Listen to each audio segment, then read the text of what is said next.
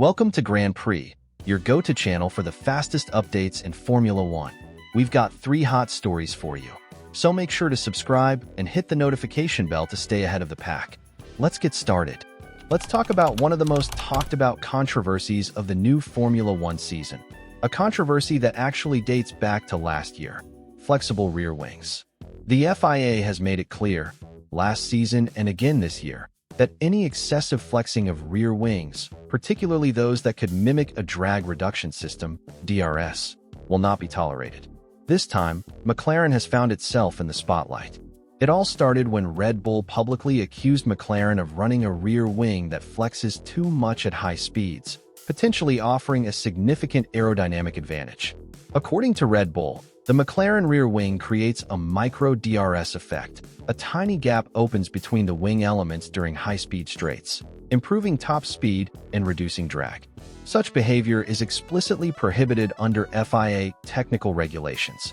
To address concerns like this, the FIA implemented new, more rigorous testing procedures this season, tightening the limits for wing flexion to just 0.5 millimeters under load. This revision aimed to prevent any design that could alter the aerodynamic profile of the car during racing conditions. After the new rules came into effect, it was revealed that 4 or 5 teams had to modify their rear wings to pass the new compliance tests. McLaren was among the teams that passed, with their car deemed fully legal by the FIA's updated standards. But then came the Japanese Grand Prix. High-speed footage and telemetry analysis from that race raised new concerns. According to Racing News 365, side-by-side footage comparing the McLaren and Red Bull rear wings shows a clear discrepancy. While Red Bull's wing remains rigid across various speeds and loads, McLaren's wing appears to flex more visibly, especially at high speeds, opening slightly on the edges and then returning to its normal position. This behavior, while subtle, could translate to better straight-line speed and increased downforce through corners, giving McLaren a competitive edge. The visuals even seem to show the edges of McLaren's rear wing opening just enough to resemble a mini DRS, which, again, is not supposed to happen outside of designated DRS zones or without explicit driver input. So far, the FIA has not publicly commented on the footage from Japan. However, many in the paddock expect the issue to be raised again during the next Grand Prix weekend. Teams are watching closely to see whether McLaren, or any other team, will be forced to make changes to their aerodynamic packages or face possible investigations. For now, everything remains technically within the rules, but it's clear that this debate isn't over yet. So what do you think? Do you believe McLaren is pushing the limits of what's legal? Is it time for the FIA to step in and take stronger action? Or do you think this is all within the natural gray area of innovation in Formula One? Let us know in the comments. And don't forget, if you enjoyed this video and want to keep up with all the latest F1 updates, hit the like button, subscribe to the Grand Prix channel, and turn on notifications so you don't miss a single moment from the world of Formula One. It's no secret that the FIA has been navigating turbulent waters behind the scenes. Over the past few months, the organization has faced mounting criticism, internal instability, and public dissatisfaction, not just from fans, but also from drivers, teams, and now, from within its own leadership. This week, the situation escalated dramatically. Early Thursday morning, news broke that Robert Reid, the FIA's vice president for sport, had resigned from his position. But this wasn't just a quiet departure. In a strongly worded statement, Reid openly criticized FIA President Mohammed bin Sulayem, accusing the current administration of deviating from the organization's core values and transforming its structure into what he described as a power-driven system, lacking transparency and accountability. According to Reid, when he accepted the role, his mission was to serve the members of the FIA, not to serve power. However, as time went on, he claims he witnessed the FIA crumble from the inside, abandoning the very principles it once stood for.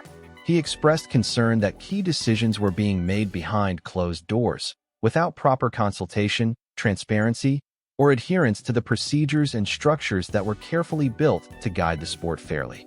"I can no longer be a part of this," Reid declared. "There is too much wrong happening behind the scenes. Integrity, responsibility, and respect have vanished from the FIA." His words echoed the sentiments of many within the sport who feel the FIA, under Ben Sulayem's leadership, has become increasingly authoritarian, involving itself in areas that do not require intervention and implementing decisions without the consensus of those most affected. This is far from the first time concerns have been raised. Several drivers and team principals have quietly, and sometimes publicly, expressed frustration over how recent issues have been handled. The impression many now have is that the FIA is acting more like a dictatorship, bypassing stakeholder input and undermining the collaborative spirit that motorsport governance demands. To make matters worse, David Richards, the chairman of Motorsport UK and a highly respected figure in global motorsport, has also spoken out.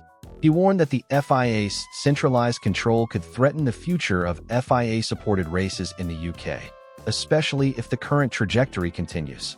Richards urged the organization to rethink its role, restore balance, and re-establish a system where trust, dialogue, and cooperation lead the way, not unilateral authority.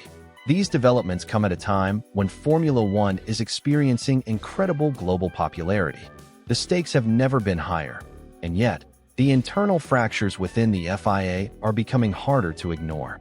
The concern is that if these governance issues persist, they could start affecting the sport's on-track product and the trust of fans worldwide. It's clear that something needs to change. Fast. But now we want to hear from you. Do you believe the FIA is heading down the wrong path? Has it become too authoritarian under current leadership? Or do you think this is just part of the natural growing pains of modernizing the sport? Drop your thoughts in the comments.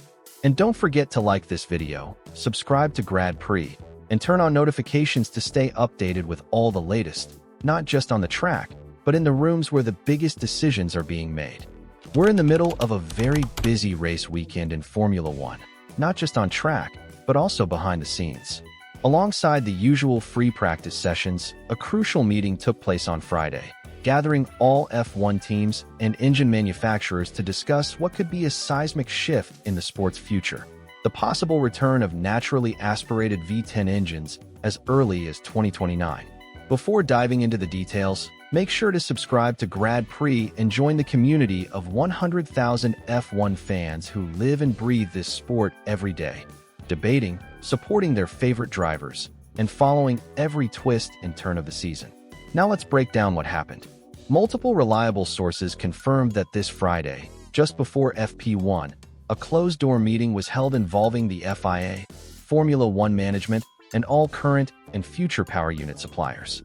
The main topic on the agenda? Discussing alternatives for the 2029 engine regulations, including the possible cancellation of the 2026 hybrid engine format and an early transition back to V10 internal combustion engines. Among the proposals discussed were keeping the current hybrid setup through 2028, skipping the 2026 regulation changes entirely, maintaining the 2026 engine rules as planned, but switching to combustion-only V10 engines by 2030. So, how did the manufacturers react? According to reports, Honda, Audi, and Mercedes all voiced clear opposition to the idea of a combustion-only format in 2029. Honda and Audi emphasized that their excitement to join or remain in F1 is rooted in hybrid innovation. For them, removing the electric component undermines their long-term strategy and the very reason they're in the sport. Mercedes expressed concern over the timing. They've invested heavily into their 2026 power unit and believe an early shift would mean discarding years of development. They also argued that such a drastic move would seem like a regulatory patch, rather than a well-thought-out evolution for the sport. However, Mercedes remained open to a future discussion about V10 engines for 2030 onwards, seeing it as a more feasible and structured plan. Meanwhile, Ferrari, Red Bull, and Cadillac were notably quiet during the meeting, despite previously showing support for the V10 concept. With three manufacturers already opposing the change, it's likely that the vote will be postponed or canceled entirely, as 4 out of 5 need to approve the shift to make it official. But that wasn't the only point discussed. A proposal to relax certain engine regulations also came up, aiming to level the playing field among manufacturers. Right now, if a team like Alpine designs a flawed power unit, they're locked into that performance window for years, with limited options for upgrades. This disparity has created a noticeable performance gap on the grid, something the FIA wants to prevent moving forward. The takeaway? Unless something drastic happens, the 2026 engine regulations are likely to remain intact, at least until the end of 2028. From there, we may see a reassessment of the combustion engine proposal, giving Honda and Audi more time to consider a possible shift and allowing for a more unified approach across the grid. So what do you think? Do you agree with the manufacturers that a sudden return to V10 engines is too disruptive?